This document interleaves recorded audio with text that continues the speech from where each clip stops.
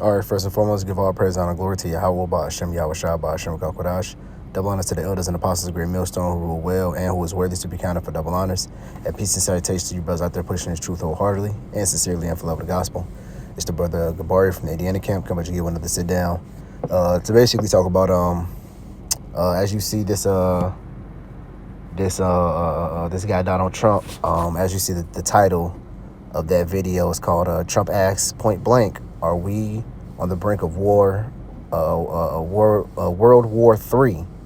All right, and I guess one of his supporters asked him, he said, hey, listen, the world's going in chaos. You got the thing with Yemen, you got the thing with Russia, you got the thing with Pakistan, and not Pakistan, it's like Palestine and Israel. You got the thing with Ukraine.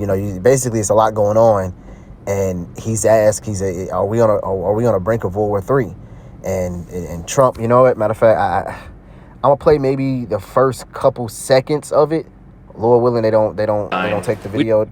Lord willing, they don't take the video down. But I'm gonna just play the first couple. I just want you to get his first couple sentences in his answer. It's just man, let me just see. Can I? I don't even know where the Secretary of Defense is right now. Are we on the brink of World War III? I think we're the closest that we've ever been.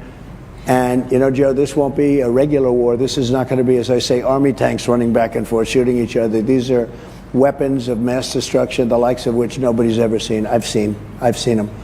And yeah, see, so his answer was like, now I think we're the closest we've ever been before, So even this devil can see that America, hey, listen, it's not even a question if it's gonna happen. It's a chance when it's gonna happen. All right, and he said it's not gonna be fought like regular war, and I think he goes on to explain how World War I and World War II was fought. It's not gonna be fought like that. It's gonna be fought with weapons of mass destruction. So what she's talking about, what thermonuclear missiles fought, thermonuclear missiles. All right, even the scriptures proves that, man. Matter of fact, I'm gonna go ahead and grab that.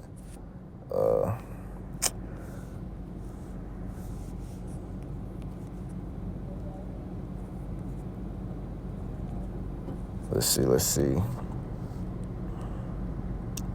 This is Isaiah chapter 9 and verse 5. It says, for every battle of the warrior is with confusing noise and garments rolled in blood. See, so it says every battle of the warriors with confusing noise and garments rolled in blood. Basically talking about that army fight, where you go in and you stabbing somebody, the confusing noise, you hear people scream, you're hearing swords clacking against shields, you're hearing bombs, well, not necessarily bombs, but you're hearing basically warfare was one-on-one personal, it was up close and personal. And it says what garments rolled in blood, because what you had your clothing would actually get stained with a person's blood. Now you can kill a person 50 meters away and don't even have a drop of their blood touch you, or now you got bombs, or you can completely destroy countries and it doesn't even phase you, so now, but it says this one, what says what? It says, but this shall be with burning and fuels of fire. What is this? This warfare, this war that's coming. All right. What is it? The third woe. It says in the book of Revelations. Let me grab that quick. This is Revelation chapter 9, verse 12. It says, one woe is past, and behold, there cometh two more. It comes two woes more hereafter. All right, which is what? World War II and World War III. Revelations 11 and 14, it says, the second woe is past, and behold, the third woe cometh quickly. Right, because you still have people alive that fought in the Second World War. I think the Second World War was what, 1930s, maybe? I believe 1930s, 1940s. All right, somewhere around that time period. You still have people alive, or veterans, who fought in World War II, and it says what? The third will come quickly. And we're looming for another third war. In another, 70 years, maybe 60, less than 100. I'm going to say less than 100. Less than 100 years later, here come a whole another new world war, So that's how these scriptures are faithful and true. That's how the things that we're speaking, man, they gotta be true. Gotta be, These scriptures, it says what? Not one of these shall fail. Hold on, wait, let me go and grab that.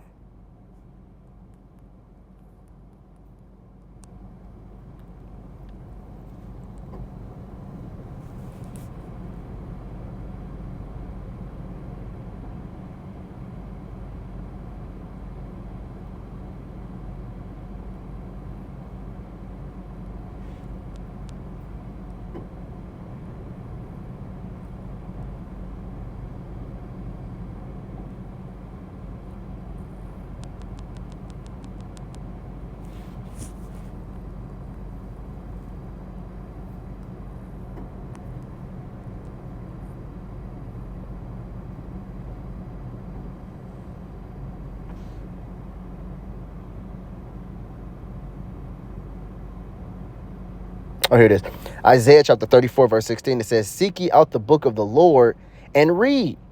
No one of these shall fail. None shall want her mate. See, not one of these shall fail. What's talking about what? The prophecies. All right. None of her prophecies is going to fall. None of her prophecies is going to return back into the Lord void. The scripture talks about that. It says what? My word shall not return unto me void. Which means what? Everything that I say is going to happen. Is going to happen. All right. Void is what? Is without. All right. Matter of fact, let me go grab that. Look at the word void.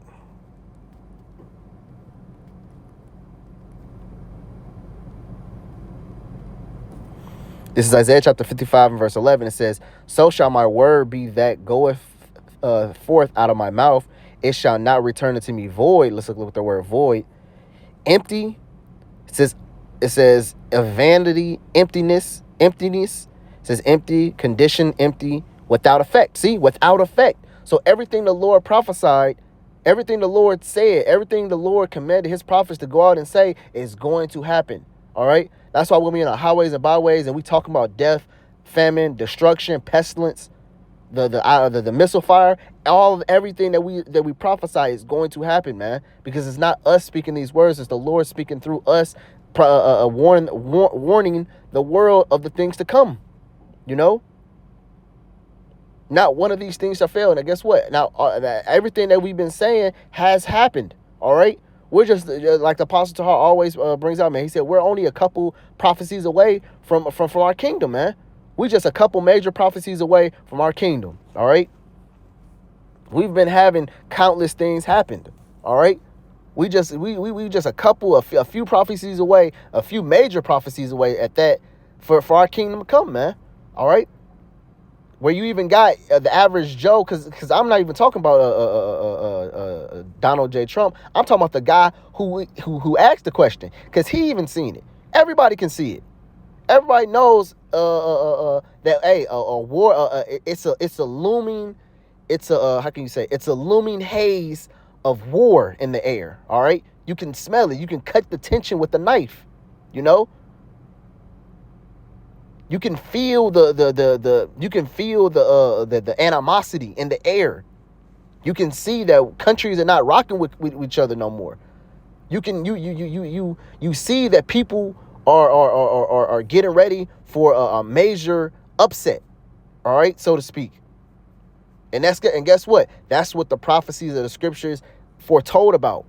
The scripture says what? The Lord said what? My determination is to gather the nations, all right, in the valley of Jehoshaphat, all right, for I will plead their cause for my indignation, all right.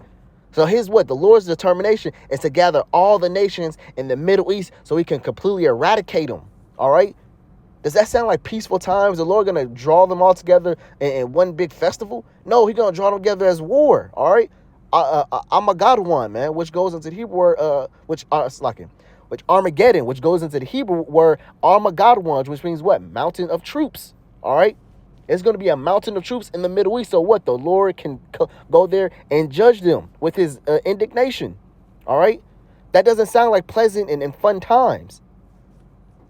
That sounds like a mass extinction, a lot of bloodshed is going to be spread, man. A lot of bloodshed is going to be like I said, a lot of bloodshed is going to hit the, matter of fact, perfect example.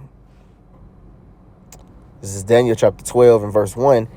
It says, and at that time shall Michael stand up, the great prince, which standeth for the children of thy people, and there shall be a time of trouble, such as never was seen since there was a nation, even to the same time. All right, see, so guess what, man? The Lord is bringing a time that's never been seen before.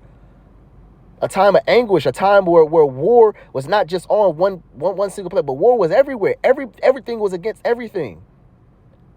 All countries have to be in something involved. Everybody's going to feel this time. And right before, the scripture says what? Right before he feels his enterprise, right before he feels his belly, the Lord is going to come in and strike him through with what? The iron weapon. All right? The Lord created those missiles. So what? He can destroy, he can destroy his adversaries. What? And his main adversary is what? Esau, Edom, and his kingdoms, man. All right? That's why you got questions like this. That's why you have people gearing up. That's why you have people setting up bunkers. All right? Because why? every time I'm thinking about it, I'm thinking of like a big haze, a big something that you can see, that everybody can see, but nobody wants to talk about it. An elephant in the room, if you will, you know. Everybody can see it, just nobody don't want to talk about it. And then when you do talk about, oh, that's negativity, that ain't gonna happen for another 50 years. No, you can see it. Dude even said a brink. Are we on a brink of what? Matter of fact, let me look at the word brink right quick. The word brink, which means there's an edge, a border of a steep place. Brink, steepness. See? Edge projects. All right? It says a store, bank, a grassy edge. See? So something that's right there. If you're on a border of anything, that means you're right there. You're tipping over. All right? If you're on the border, if you're on the edge of anything, that means you're right there to fall, you know? Anybody who stands on the edge, you have a very, very likeness to fall. All right? And that's exactly, he said, are we on the brink? So he can see it. He can see it coming, you know? So how much more for the people who knows it coming? Like I said, man, it's not a matter of is it coming? It's a matter when it's gonna come. All right. But that's enough rambling. I'm done rambling on. Also I'm gonna post this video in the description box. You brothers can go check it out if you want. It's actually a pretty good 6 minutes. He starts going off topic a little bit towards the end, but you know, like I said, it is a pretty good listen. So Lord willing, I hope this video is edifying. Until next time, shalom.